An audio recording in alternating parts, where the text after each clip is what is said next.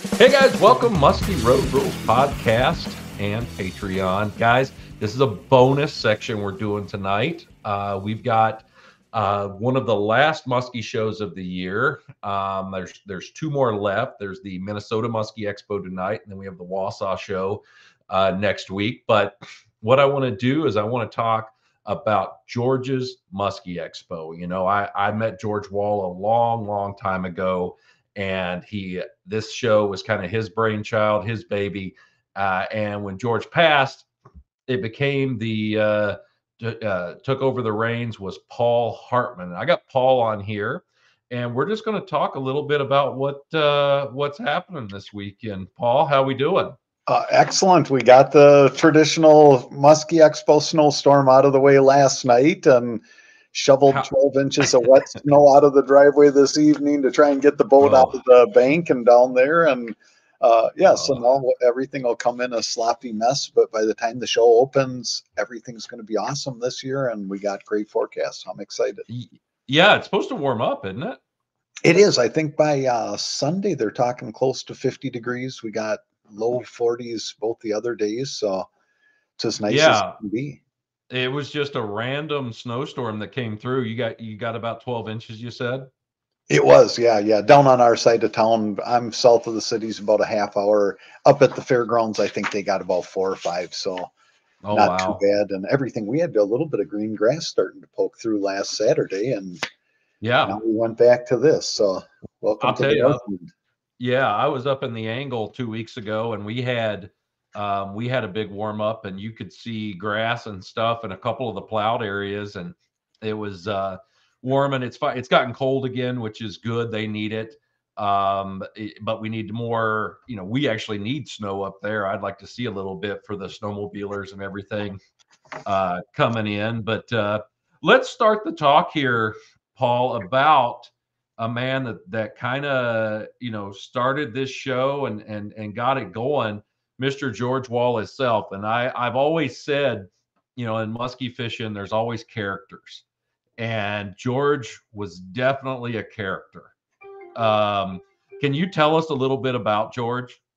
He started the Eagle Tail Lure Company just with the whole idea he's going to catch the next world record muskie. And that was kind of his life quest is Whitefish Bay. He had run across some extraordinary fish up there, and he finally had made a lure with a big saltwater Siwash hook and figured if he could get it into one, he was going to land them. And, I saw one with him that was just beyond belief size-wise, but we would pull up to a spot, a 55-incher, and follow up, and he never took the boat out of gear. He used the kicker motor, and he goes to drive away, and I'm like, hey, let's circle back around. And he right away, that's not what we're here for. And I'm like, man, that is what I'm here for. And he just said, if you get distracted with a 53-incher, with a 55-incher, you're never going to catch a 65-incher.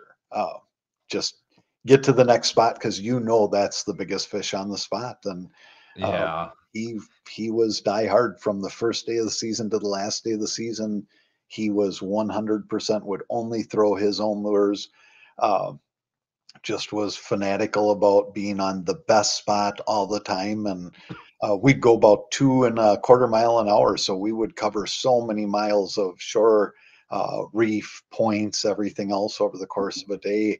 And he just says, if you're within 30 foot and there's a 70-pound fish, if it wants it, it owns it. You couldn't get it away. So just real wide space casts and just pounding and grinding. And if he could do it with the reels we have now, with the rods we have now, it would make life so much easier. He's using a 5'8" pool cue rod, the old 6500, and he's trying to burn an eagle tail. And it's just that's what we have. It just makes it so easy.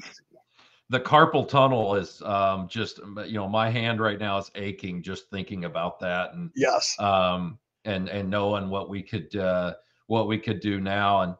And George was just one of those guys that, like you said, I mean, he was on a mission, and, he was going after some of the biggest fish. And let me tell you, a man that can fish Whitefish Bay all the time, he can definitely handle the skunk. Yes. As I like to say. I think at one point we were up there, we had 28 days worth of Octobers without a bite on Whitefish Bay. But in that 28 days, so this is, I think, over a 3-year period that we had accumulated that kind of horrible statistic. But if you took the top 5 fish that we saw during that time, uh, anybody would take them as the best fish of a lifetime. And one of them was just beyond explanation, just a true giant. And so you're there for the chance. And when they show like that, you're in the right ballpark. Just man. And then I think on the 28th day, he had a big bite and missed. Ah, And he made this shriek like a 6-year-old girl, and slammed the rod on the water about 30 times. And he's saying it's that feeling when a 50-pounder overtakes the bait. It mhm. just was like that. And then pretty soon he's like, well, or like when your blade ticks a piece of weed, and like he's trying to talk himself out of it. Oh yeah. Oh yeah. You gotta make yourself feel better about it. I mean, But that's part of it. And I love that. I love that somebody has that kind of gumption, I guess, and that kind of drive to do that, because that's what it takes. I mean, there's a lot of young muskie guys out right now, and I just don't think they realize what it was.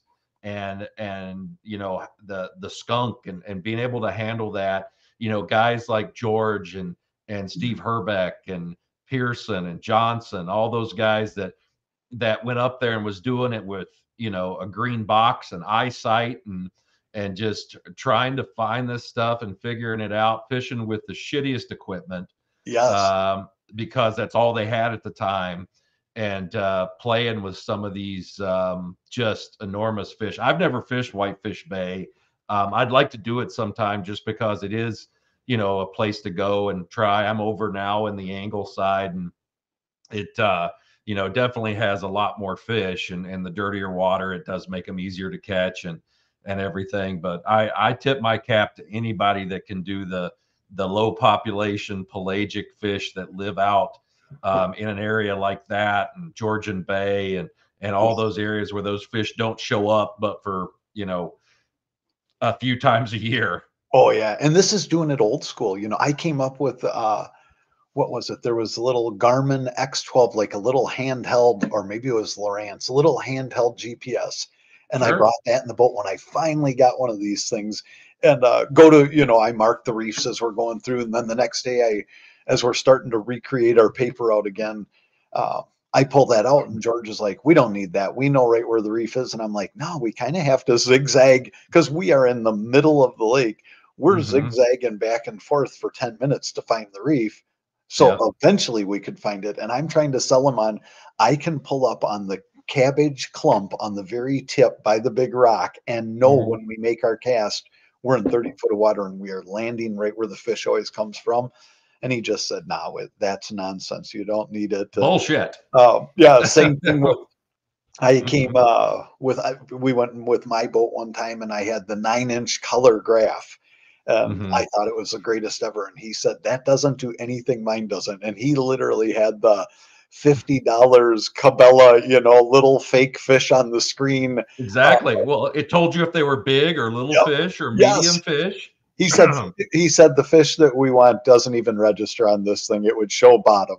So but he just wanted it strictly to know how deep it was. Doesn't He didn't buy into the whole mud to sand to rock transition or any of that stuff. But it's just throw to the top of the best spot on the lake and get to the next spot and do it over again. And eventually you're going to cross paths with the right fish and it's going to have the right mood. And so What it's just was uh what was George's biggest fish up there? Do you know? he got a 56-incher opener one year, and I think that one had a 30-inch girth on it. Good Um, God. and he's, when I fished with him, I think I was the only one that fished with him. So he did opening week on his own, though, and a lot of that was jig fishing. And he just said, you see the fish, you're cast into it. Now, he got that fish, he let it go. He went to the next spot and hooked a fish that was considerably bigger. It towed his boat. He had that 18-foot crest liner, towed his aluminum boat about 100 yards down the shoreline. and he saw the fish, and it was with another fish that was same thing, way, way beyond the fish he had just caught, the 56 he just had. And both of those, the hook pulled on the lure as he's trying to turn it, getting over anxious, and both the fish just slowly fade off down the shoreline. And I think he just floated around for about a half hour. Not, just like, what do you do next? Like, are you going to Yeah. stand up and start fishing again? Because you just caught the fish of your lifetime, and then you just lost the fish that dwarfed it. So he was just, stunned. Yeah, no, I get it, and I know the jig fishing stuff up there. I've seen it a little bit on Crow. I haven't done it, like I said, on whitefish or nothing, but it is a pretty cool bite when you can see those big bastards just laying out there, and they're only up there for a given period of time, and then they Yes. just drift out and just start burping on lake trout and everything, and it is amazing. And I love, like I said, I love the fact that he had that kind of gumption, and it was the kind of guy that he was, that he was willing to do that. How did he start the Muskie Expo? When did he decide to do that? So they put on the one over in Chicago, or pardon me, the one in Milwaukee. And Yep. the next year, Steve Statland and his two friends, they were talking about doing with the Tri-E socks. Yep. And Yep. they also were trying to get one going over at the Mall of America, which has just opened like the year before. And George went to the Twin Cities chapter of Muskies Inc. and said, I need you to bankroll this thing. I know everyone in the industry. I can pull this off. It's a really cool concept. Mm-hmm. I think that the chapter borrowed him $800, which is all he ever ended up needing. And then they ended up getting $80,000 back as a partner after that. Wow. So in hindsight, he probably should have. He anticipated it was going to be all the money up front for everything, but contracts started coming in. But his first year, it was, a full house, and, full house for boats. And every year after, he was able to fill every booth at the show. And yeah, it's carried on. We're 31 years later, and it's Mm-hmm. amazing, Now, how much things have was it changed. was it originally at the Sports Center there in Blaine? Yep, National Sports Center. They switched things up where they put in AstroTurf, and all Mm-hmm. the shows got booted out of there at that point. And that was right in the same time frame where he had this battle with lung cancer starting Mm-hmm. serious. And so he was there for the final year over there, and that was record attendance. It was in the paper that he was sick. And um, so a lot of people kind of came to say their farewell. And Mm-hmm. that was March, and he ended up passing the next fall. um, so he made it about another 9 months. Yeah. And then the He show ended up over at Concordia after that. Yep, yep, at Concordia College, and now we're at the fairgrounds, which I really like. I think it's a great facility. You've got a lot of parking. Yes. Um, it's a it's a good venue. People know it, especially in Minnesota. It's not hard to find. It's a nice venue. Reminds me of all the old sports shows that I've done over the last 25 years, and For sure. just the big arena and the booths everywhere, and Yeah. it does a great job, and I really enjoy it. And just a side note here too is before George passed, he did sell Eagle Tail to Muskie Mayhem, and they still make the Eagle Tail just like George did. I've been in Brad's shop and watched him bend the bicycle spokes and everything, because a lot of people don't realize those things were made on bicycle spokes. Yes. Yeah. Yeah. He wanted I mean, something you could tow a car out of a ditch with. And oh, it was those things to bend them. I tried doing it some. I'm like, man, you got to have some leverage. yeah. And George was the guy who always liked to do the right thing. So when the word got out that he was selling Eagle Tail, it was the number one producer of 50-inch muskies at the time. Hmm. Um, he was offered double the money by two other companies that he sold it to Brad and Kerry for.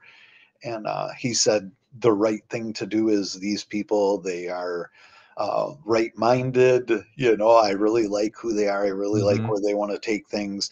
I don't ever want to see an eagle tail in a Walmart. I don't ever want to see it in a chain store. Yep, yep. So he wanted it to stay small, stay custom, and be kind of an elite bait. And he said they're the ones who are going to do what I want done with the company. So he sacrificed half of the sale price just to get it to the right people, and they've taken That great care of it.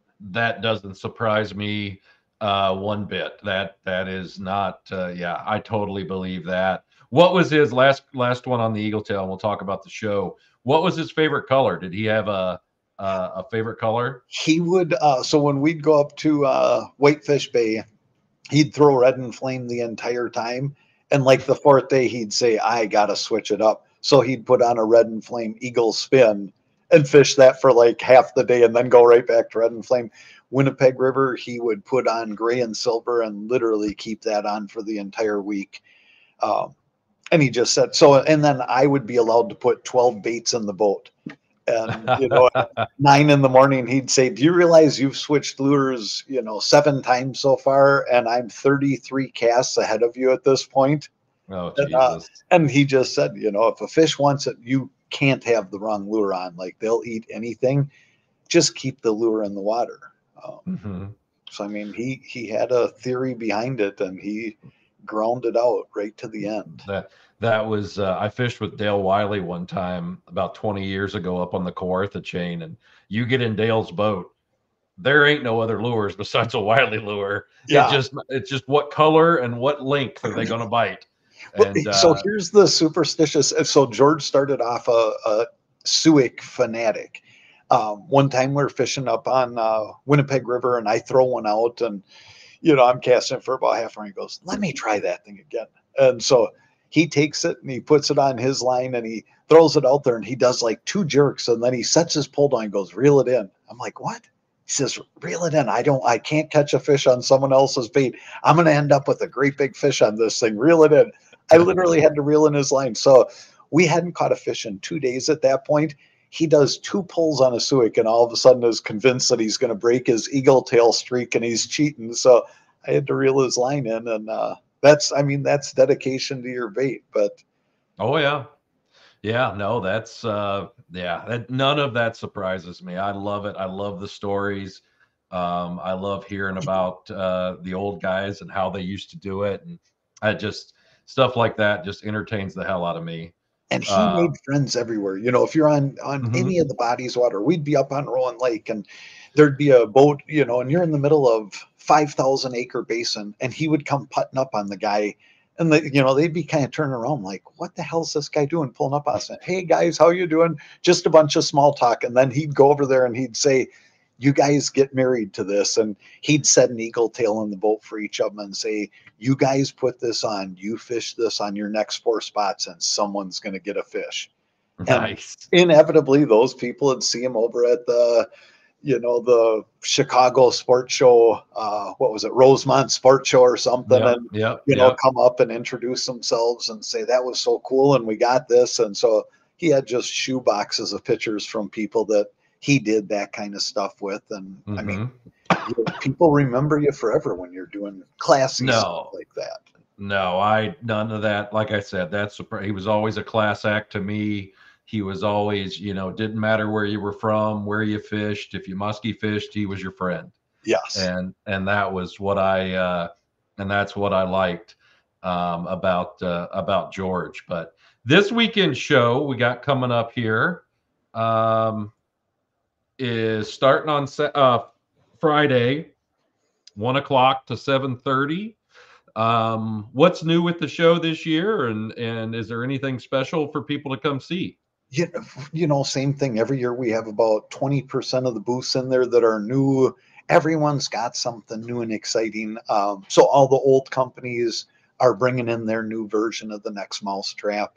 Hmm. This year, new would be we have Red October with the triple boost. We got 30 foot worth of tubes and all the other goods those guys are bringing. Awesome. Um, and then when you look at just how many top end jerk baits, glide baits, crankbaits, top waters, stuff like that. I mean, It used to be $30 when the Cowgirl came out, and it was 28 for a bucktail. People kind of hemmed and hawed, and now it's $50, $70. And It's like they're I selling told, out.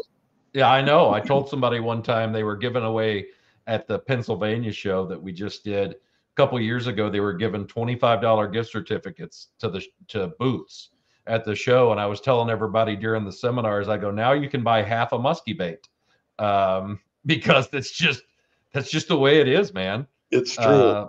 They cost that way. I tell you, the guy that's on this podcast with us is going to be at the end here, the DSK DSKI lures. He has a really cool bait that he's going to have at the show. It's a soft plastic dive and rise, and it's a really, really cool lure. I don't know how many he's got, but I found him at Milwaukee, and I was just, as soon as I seen him, I wouldn't leave him alone because I was asking him all kinds of questions, and Yes. I threw it down here a little bit when I got home to Kentucky, and it looks good. I mean, it's a bait that I'm excited about this year. It's just different. He's got so much good stuff. He has 40-foot worth. It's him and Zilla. Okay. So they have a 40-foot display down there. Both of them just makes, that's that really premium tackle. And it's like you spend a little bit of money. The funny part is you go on a trip, you put that on, and you got 6 rods on the front, and the lure you bought from him stays on one of the rods the entire week, and Sure. the other 6 you're sorting through, 4 tackle boxes worth of stuff. And yeah, no, it's amazing all the stuff that are at the shows this year. And then you're going to have your kids' day too. You guys do the kids' day better than anybody. Yeah, that's for the whole show, start to finish, and they go in there, and the kids do really good. So they get to take home one of the, the 1 ounce, the rattle baits you guys are using down south there. They get to airbrush that up. Kids come up with some really creative patterns and color combinations, and that they get to make up their own tinsel bucktail. And then, we get a bunch of bulldogs and great big paddle tails and stuff like that, and they're able to take horn chunk paint and paint those up. And so I mean, they're coming out of there with a great start to a fishing trip's tackle supply. And but the kids, it's fun seeing it at the front gate there. It's like they come through the door and they're just, Dad, can we go to the booth? Can we go to the booth? And then he's like, settle down, we'll get there. And of course it's at the very back of the show, so the entire time the kids are going crazy to get there. But it's Fishing for Life sets up a trout pond there, and sure. Yeah, you're the only show that only muskie show that does have the trout pond, and I remember that from when I was a kid. Yes, going in there and trying to catch a trout and everything. I never could, but it's always something fun, especially if a kid gets a bite or gets one of those trout on and stuff. It's always a unique deal and something that's pretty cool for them, and it's a great experience. And it kind of, for the parents, it kind of was like, okay, well, maybe it's a little bit of a babysitting thing here. We'll let Junior go over there, and then I can go talk with my buddies. Yeah. No, it's a blast. And for me, the biggest thing of the show, I mean, I love all the tackle. Retail wise, we got Thorns in there. They got 100-foot long display there. Team Rhinos in there with 50-foot. We have Reeds in there with 50-foot. Muskie Innovations, they have a big display right in the front door there. But for me, it's the seminars. I mean, it's $17 for a weekend pass.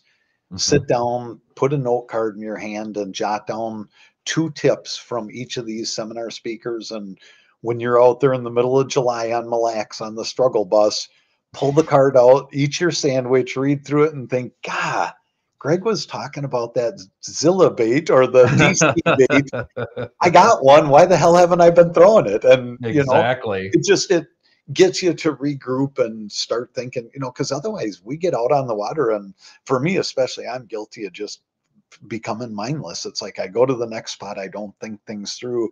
I'm just going through the motions, and I'm using the same baits, doing the same thing. So it's it's cool to see all these different perspectives from people from all over. And a muskie's a muskie. A Kentucky muskie is going to do the same thing that a Minnesota muskie does. And Oh yeah. what works in your seminar is going to work on any body of water any of these other guys are doing if they just pay attention and make notes and think of it when they're out there. Sure. I mean, it's a rut. You know, we all get in ruts when we're out there, especially me, you know, guiding. You're on your 45th day in a row of guiding, and you're like, you know, sometimes you just got to step back and go, okay, let's look at this from a different angle. Yeah. Something's not quite right. And you know, and sometimes it pays off. You know, the one big thing, this is my 30th year as a muskie guide this year, and I feel it. Yes. And it one of the things that really that I've noticed and I see is you just get in ruts, and you can't be afraid to try something new, especially if you're fishing like a Lake of the Woods or one of the shield lakes. If you're not fishing 4 or 5 new spots a day, then you're probably not doing yourself justice. Yes. Because it's so immense. Canadian water is so immense that you got to keep thinking right there. And I think that's the one thing, is not to get over pressured, not to, you know, have an open mind. Pearson years ago used to have that little card that said think on it, that had all the, you know, all the different types of structures and lures and stuff like that that he would pass out. And I always thought, I still got one, that I always thought was really neat. Well, for me, it's, the Canadian thing, like you said, it's not the spot on the spot. A lot of times I would fish a point, and every time I'd get to shore, I'd take off. And then one day it's blowing hard. So I think, well, I'm going to go down the shore a little and hide from the wind. And Mm-hmm. I see a big fish. And then I go a little further down, and I see two big fish. And pretty soon, it's like 2 years later, I don't even hardly fish the point anymore, because every boat that goes by is hitting that point. All those fish that I would see but never catch on the point, all of a sudden, 50 yards, 200 yards down the shoreline, Sure. I'm encountering those same fish, but now I'm catching them. And Mm-hmm. yeah, so And it's, it may not be pretty structure, but they're just moving on down, and yeah, you know, something's holding them there, whether the bait or something is holding to that particular rocks, or those, you know, maybe this little couple sprigs of weeds that come out, or this little secondary point that you're like, you know, I mean, nowadays with the electronics that we got, we're able to see a lot of this stuff, which, you yeah. know, really does help. And it allows us to do that. And yeah, no, I love it going a little bit farther. But you've got guys here speaking from all over. I mean, you've got guys from Minnesota, Wisconsin, me, wherever I'm from, and a little bit of everywhere. So guys are going to get a good taste of stuff for the seminars. And you know, starting at 2:30 with Ryan there on Friday, it's just it just runs right through it. Yeah, so for us, it's Friday was always tough to get people in. Now Friday is the busy day. Sunday used to be a little better than Friday. Now Sunday's the slow one, but I'm telling you, the sleeper seminar there is the Ben Olson one, where he MCs all the guides. Mm-hmm. Uh, Mm-hmm. it's like you get a bunch of guys, 5, 6 guys up on the stage together, and they start kind of bouncing things off each other. And so many cats come out of the bag there at that one, where a guy says, yeah, well, I was doing this, and really, well, I was out there and we were doing this. And pretty soon they're spilling details that, probably if you were quizzing them, they normally wouldn't share the details that they're doing, but because they're all up there feeding off each other, it really puts out some good information. So if you're gonna get one, make sure to get there for that Sunday one too. And Yeah, Sundays are always traditionally kind of a slower day. I think Fridays have gotten busier because guys know all these custom baits aren't going to be there very yes, long, so you got to get in and don't get in their way. My God, it's like the first of the month at Walmart around here. They're going to be running your ass over, and you'll see the lines coming out the booth. And that's for me having a guide service booth. I'm just like, well, I just got to wait for everybody to buy their stuff, and then they'll come talk to me. But that's yeah, oh man, it's amazing. Some of these lines I've seen, you know, I remember when Lake X, had the Fat Bastard and the Cannonball Junior. I was just down from him. I'm like, my God, is he selling baits? Yeah, he literally, I think, first 3 years he did Minnesota, opening night, it would be the line all the way down the aisle, so Oh we yeah. had a 70-foot long line, and Hmm. people were, I mean, they would wait it out to get up there and try and get the secret color they needed for their water. Oh yeah. No, it was a big thing. And I know a lot of guys are gonna have some cool stuff there. I know Kramer's got some new stuff this year. He's got the baby wood tick, and he's got a crankbait that he's doing. Innovations has got a ton of new colors. Mayhem's got the small hurricane. I mean, there's just a ton of stuff that you're gonna see at the show. Guys, if you're in the area, hell, if you have to drive 3 or 4 hours, it's definitely worth it. Come there. There's plenty of time to bullshit with your buddies, eat beef jerky, and talk about musky lures. Yeah. The other one, It's Sunday, go into the lure booths and pick the guy's brains. I mean, they're going to give you the sales pitch, but if you tell them I fish Wasota, I fish Mille Lacs, I fish Vermilion, they're going to tell you what they've heard, what people have had success on. If a guy comes back and he's buying 3 white wood ticks with the glow blade, and then brags, yeah. says I'm up on Wabagasset and, we're Hmm. killing them with this. And then you come strolling in 3 days later and say, I'm fishing Wabagasset. We never do anything up there. What would you use? That guy's Hmm. gonna literally hand you 3 more of them and say, this guy's killing them with it. Try it out. I mean, they want Yeah. you to succeed. They're gonna sell you the best thing possible. Oh yeah. No, they want you to catch fish on their baits. They're not going to bullshit you. And it's not the old time going in the old tackle store with whatever lure has the most dust on it that they're like, maybe right there, it's hot. Yeah. It's been in here for a while, Yeah. but no, that's not how the sports shows go, and it's so nice. And I do love it. Like I said, I've been doing it. I grew up in the sports shows, and it's you always see new stuff every year, and you meet a lot of really good people too. And I think it's just a great thing. So why don't you tell guys, location, what time we start, and just a little bit that are coming for the first time. Yeah, so it's Minnesota State Fairgrounds. You can find it. Google search will get you there for sure. 1 o'clock on Friday, we're open. We're there till 7:30, shutting down an hour early this year, but opening an hour early too. 10 o'clock until 6:30 on Saturday. Sunday 10 till 4.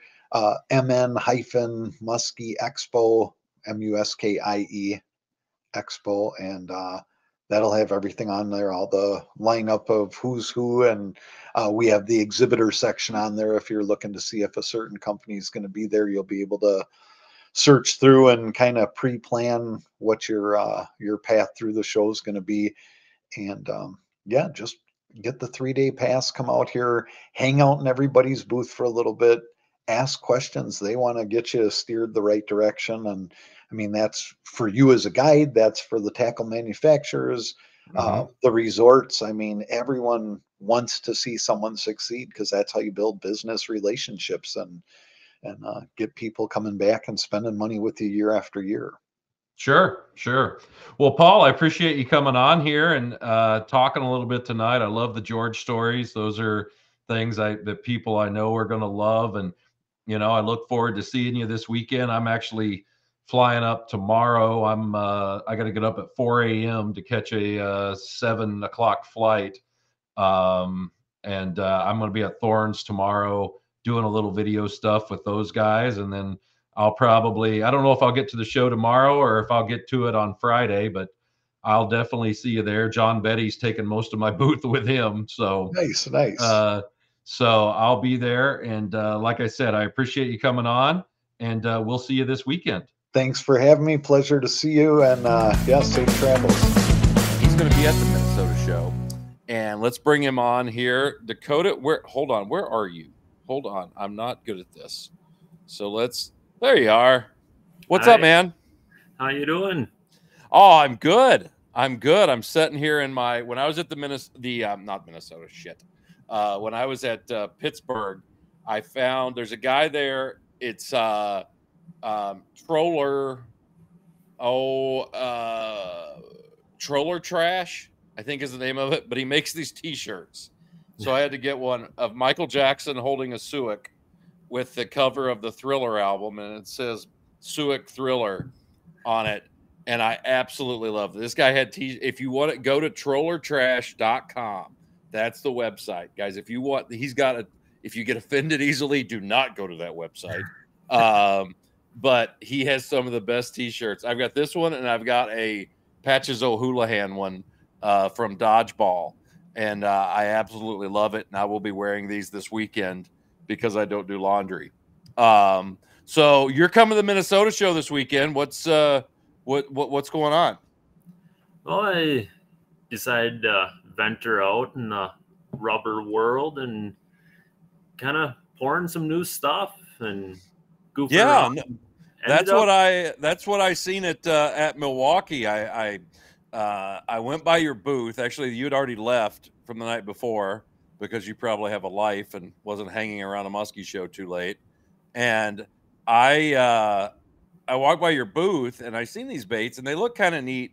And then like the next morning, I went in there and I kind of asked you about them.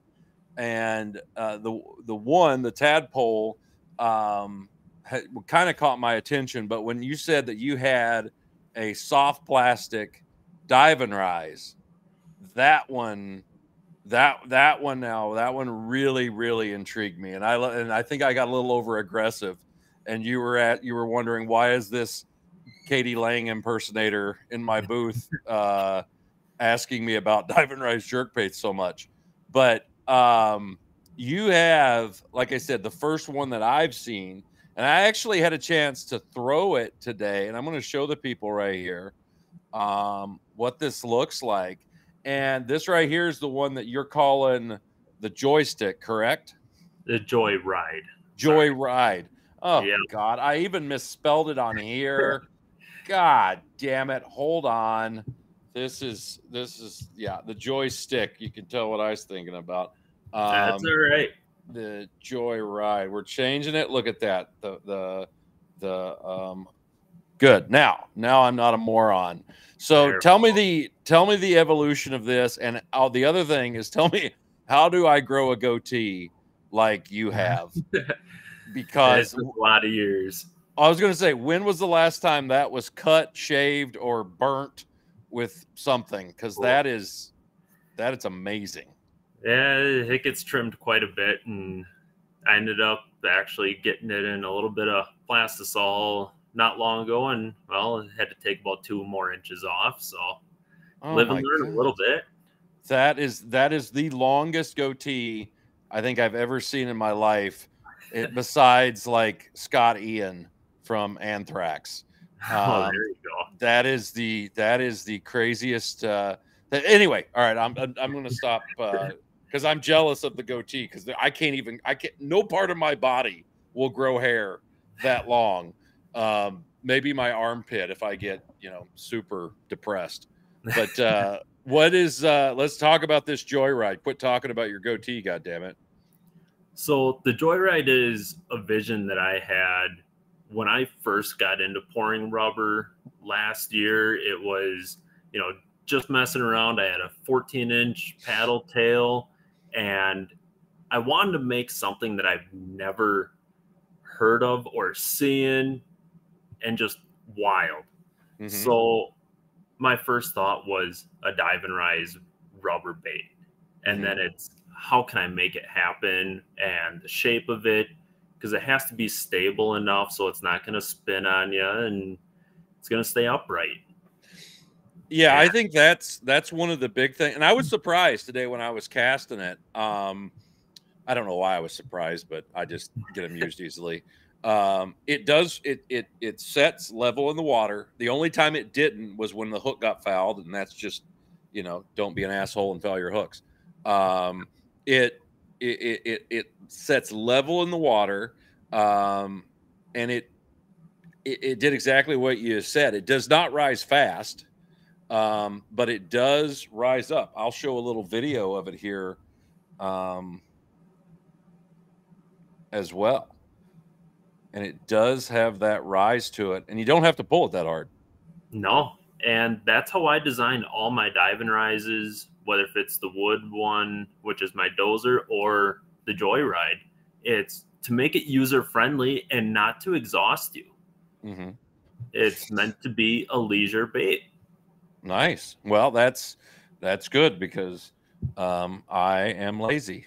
So that's a good deal. So what, with this bait, there's a reason why soft plastic dive and rises, I think, haven't been made before. And I think it comes down to figuring out proportions and also making that soft plastic float, right?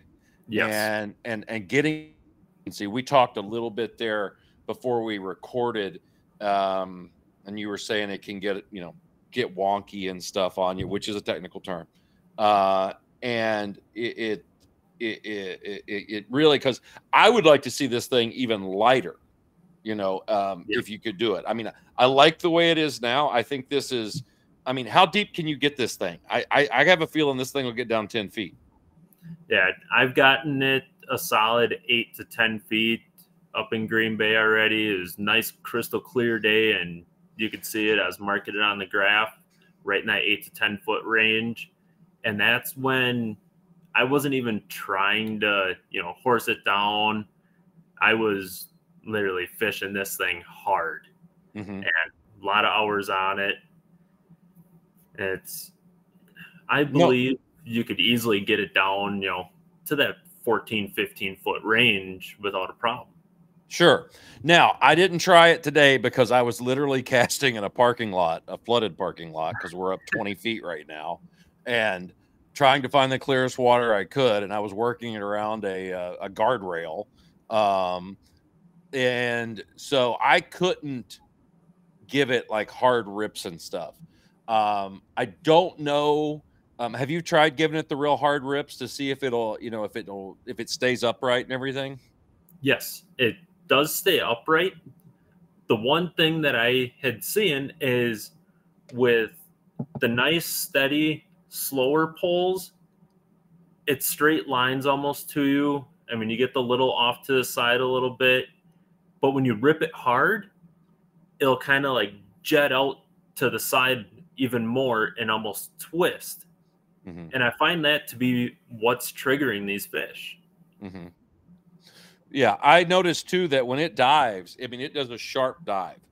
Because the way you've got that head designed on there, when it pulls, it really catches water and it forces itself down, which is why, I think it is the reason why it gets so deep for you.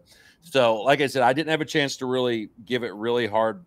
You can't even get to a dock down here right now. You have to take a boat to the dock to supposed to be where you meet your boat right now.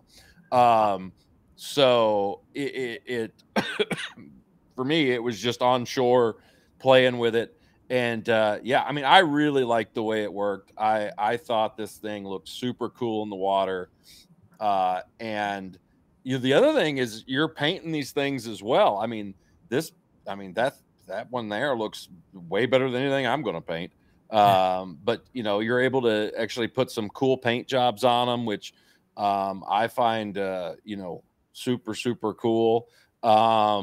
What got you in? Let's just back up here a little bit. What got you into making musky baits? What's kind of your history here? So when I was younger, it was, learning the airbrush that my dad had got me because I was very good at drawing, and I put it away for quite a few years. And then I got big into musky fishing. I had a lot of baits that were needing new paint and refinishing. So I started doing repaints just for myself. And I decided I want to take this a step farther and kind of see what I could make it become. And then it was, buying some blanks, which we all start somewhere. And then it was trying to make things that are my own. And just coming up with the wildest, whether if it's a dive and rise that has a unique action versus, you know, what else is already out there on the market, and has a different look to it. And, you know, I do glide baits as well. Glide baits to me are just bread and butter, but we all use them. No, sure. I totally get it. What do you do this full time, or do you have a day job, as they'd say? Yeah.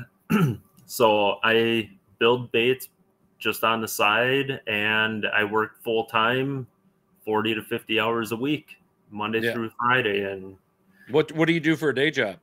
I drive tractor trailer with FedEx Freight. Nice. All right.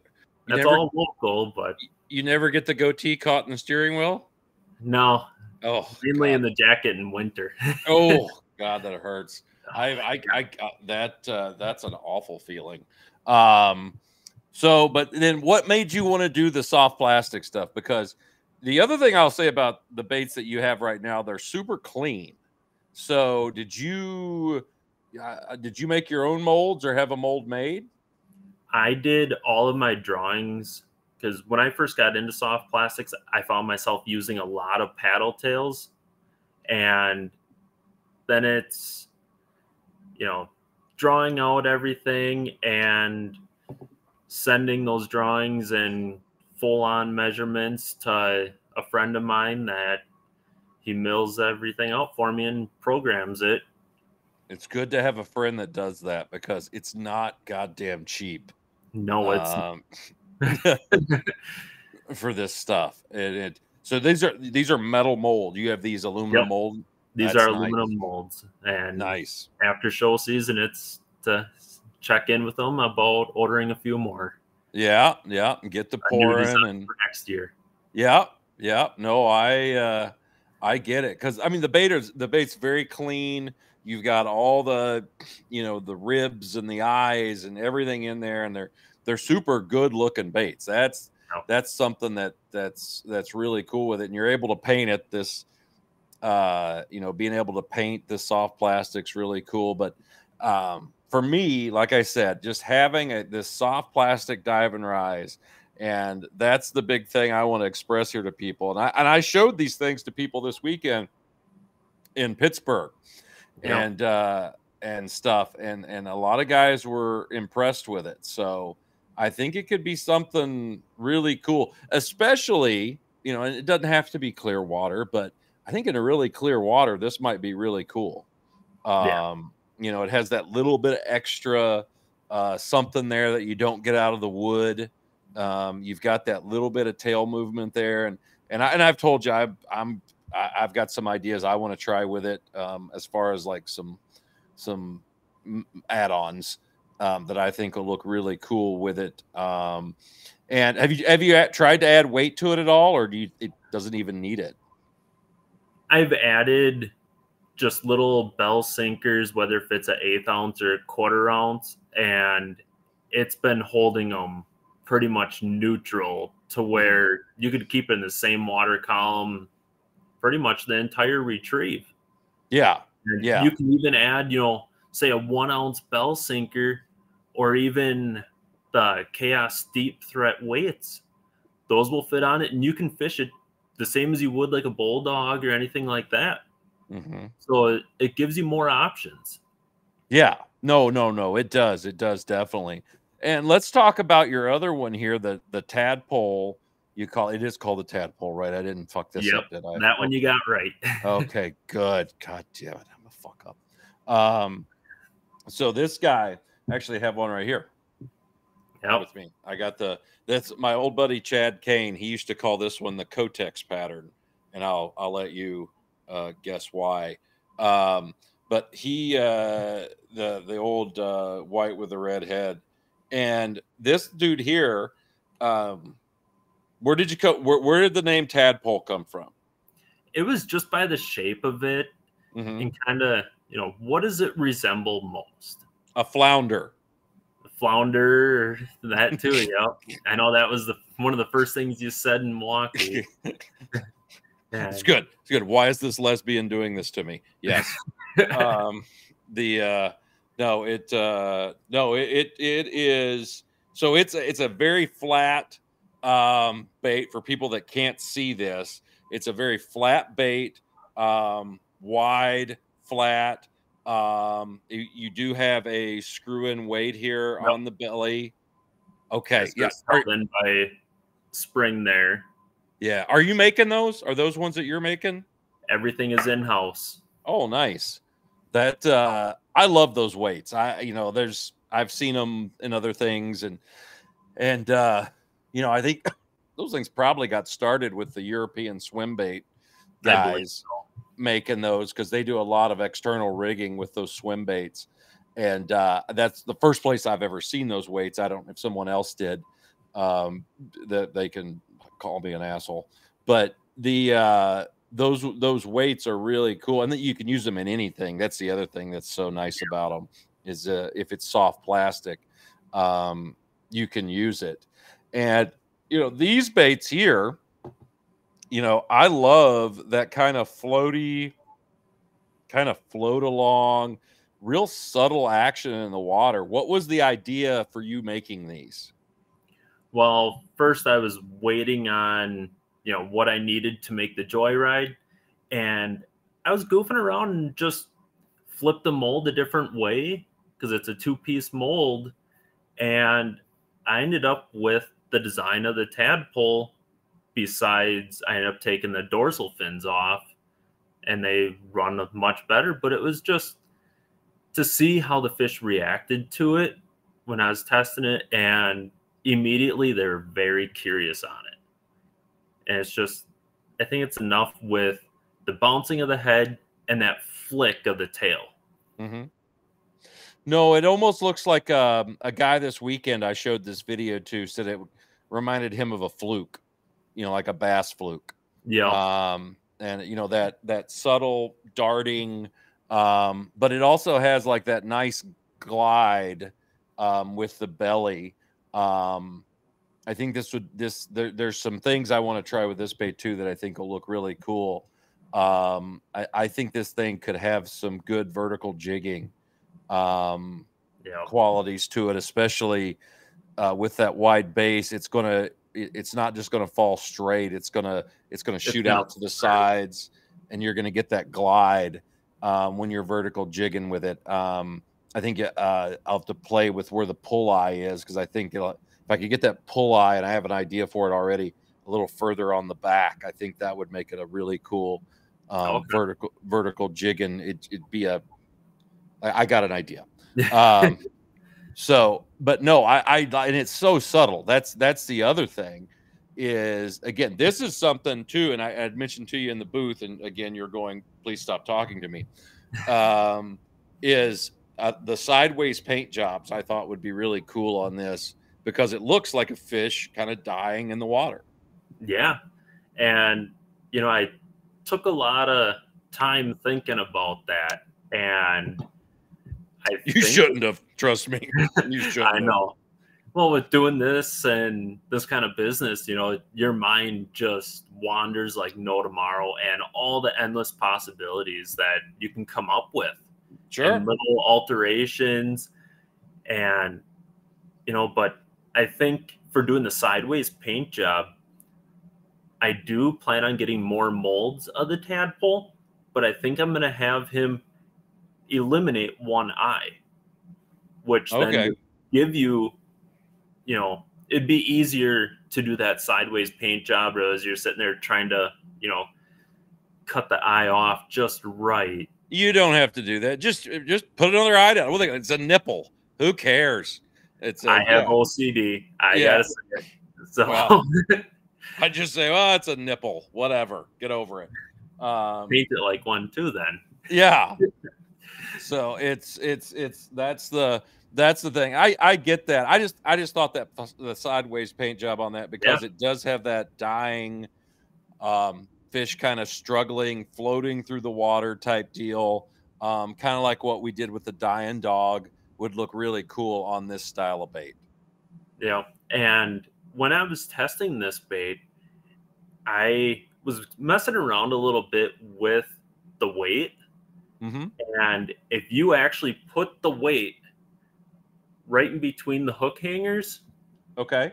You can see it'd be right about here. Mm-hmm. It'll actually just stay flat. That nose isn't gonna go down at all, and it really hovers. Oh, I'm sure. Like I'm it's sure. just another application of being able to use it a different way. Yeah, no, I love little stuff like this. This seems like a bait that would, when you're working it, and you'd mentioned this to me too in the booth, kind of like the toad, Yep. in doing a lot of up pops with it, and I think that is, I definitely agree with you there. You getting those, get a bunch of up pops and get that thing to hopping. And then that was really what's going to make this bait move around. Yeah. It's got that look to it. And so what colors and stuff are you going to have at the show for us? I mean, because this is I'm hoping that's a crappie. I'm going to call it a crappie. It's the crappie. That looks very, very good. That's the same bait you got there. Yeah. And so for the Minnesota Expo, for the tadpoles, I have crappies. I have like a black spotted orange, or orange with black spots. Just kind of a traditional. Mm-hmm. There is a white body chartreuse tail, and I believe there's one more, but I'm going to leave that one as a surprise. Nice. And I only did, was it 9 tadpoles for Minnesota because the way time cut me. And like I said earlier, we always think we're ready, but we're not. Yeah. Do you have any of the joyrides for there? Or joyride. Joyrides, yep. I'd have 24 joyrides. I have some chartreuse, black bars. I know you were talking to me about wanting to see some chartreuse, so there it is. No, I like that. Then I got the redheads. Mm-hmm. It's the same pattern in the tadpole that you have by you. Uh-huh. I have the chartreuse tail with the white body. I have glow-in-the-dark crappies. Ooh. Those are very nice looking. Yeah. Do you have like black? I didn't pour any blacks yet. It was on my list, and time kind of got the best of it this year. Oh, I get it. But let's say someone can't make it to the show this year. How can they get a hold of you to get some of these baits? Go to either on Facebook, D-Ski Custom Baits LLC, or I have a website that's dskicustombaitsllc.com. Very user-friendly. I ship out pretty much the next day. If not, within 2 days, your order is on the way. Wow, that's pretty good. And we got some fish pictures here too you sent me. This is you, and that's you, right? Yep. And that goatee and all its glory. What is this a green? This looks Green Bay-ish. It looks big water and rough. That is Green Bay. Okay. That's got to be, I want to say it was about 1.5 footers, just rollers coming through, and made for a chilly morning. Well, I'm sure. What's the detail on this fish? That was the first fish on the joyride. Oh, okay. The day I went to test it, and besides testing it in the river that's 2 minutes down the road. Sure. And this here fish followed just hot on the tail, and it wouldn't grab it. And it's, what can I do with this bait to try and really convince it? And like I was explaining earlier, it ended up taking just that harder rip, which turned the joyride to the side, and instantly, as soon as that happened, she T-boned it. Okay. What size is this fish here? Looks halfway decent. That was, I believe, a 46 or 46 and a half. Yeah, I was going to I'll say say 46. I'm not going to overdo it. it looks like a nice fish. Was your camera guy falling down when he took the picture with it being sideways like that? It was very rough, and he's not on the water too often. He is not as nimble. I will say, but no, that's cool. So you had seen this fish had followed, and you were casting back at it, or? Yep. Okay. It followed the cast right before this, like right before I hooked up with it, and so I seen it go right back to where it came from, and ended up getting her. Okay. No, it's what color? What color was this one on? That was just on a black or a orange and black tiger. Okay. Like the one that I got? Yes. Yeah. Same exact pattern. Yeah. No, it's no, that's pretty awesome. Now, I also got this picture from you, and this dude is standing in the water with some really awesome shorts on. Yeah. And what is the deal here? He's shore fishing, it looks like. Yep. He fishes out towards the East Coast. So kind of out your way, let's say. Yeah, yeah. And he was fishing the tadpole, just what he wanted with the shallower water and a lot of rivers. And yeah, he did great on them. I had a series of 6 pictures from him within a week. Oh, wow. Yeah. And when I talked to him to be on for my pro staff, he explained to me he goes out at least once or twice a day before and after work. Good deal. So now he's shore fishing here. So with the tadpole, is he using it with the weight system in the head like that, or is he messing around with it? Okay. From what I understand, it's the same weight system right in the nose, and just working it a little bit faster to keep it up higher. Sure. No, I get that. I was doing that today, trying to keep it off a guardrail. So yeah, no, he's going to have to do that in these rivers. Then there's guys that do this by us as well, that shore fish the creeks and stuff and get some real nice fish. I find it interesting he's able to do that with the plastic and keep it from getting hung up. A lot of guys don't do it because they're afraid they're going to get hung up all the time. But no, that's pretty cool. I really think I really like this stuff. Your stuff was really unique, and it's the one, there's a handful of baits this year. I told guys when they say what's new that you find interesting, and yours is definitely one of them that I've been mentioning, because I think there's a lot that can be done with it. I think it's got there is no ceiling for it, which I like. And for guys, especially that tadpole, I think guys in that super clear water, that could be something that's, that those fish have never seen before, and it'll have a subtlety to it that they've never dealt with.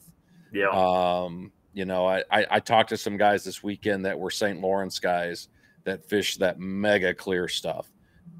St. Lawrence, which I don't know if you've ever been there or not. No, I haven't. It's 30-foot visibility everywhere. And it is the clear. I mean, it's just crystal clear. A lot of that stuff is, and that's why I think the tubes work so good out there, is the subtlety and being able to put them in areas and fish them in different spots. It's one of the reasons I'm such a big tube guy and have been for 20 years. And that's something I think the subtlety of yours is going to be pretty interesting too. So I like it. So let's, again, if guys can't be there this weekend and they want to get them from you, tell them the best ways to do that. You can reach out on Facebook to me at D-Ski Custom Baits LLC. And even, if you don't see a picture of what you are looking for, just send me a message and I will get back to you and see what I can do for you. I also have a website, dskicustombaitsllc.com, and inventory is updated all the time. Any new stuff is put up pretty quick. So yeah. Well, cool, man. Hey, I really appreciate you coming on here. I know it's taken us a little bit to get things going, but I definitely wanted to get you on. I was excited about what you had, and I love the way this stuff looks in the water. So I'm going to try definitely get some from you this weekend, especially the crappie stuff. I like the looks of that. And whenever you pour some black, I wouldn't mind having some of that either. So, but hang on for me. I'm going to get off here, and I appreciate you coming on. Okay. Absolutely. Thank you for the opportunity.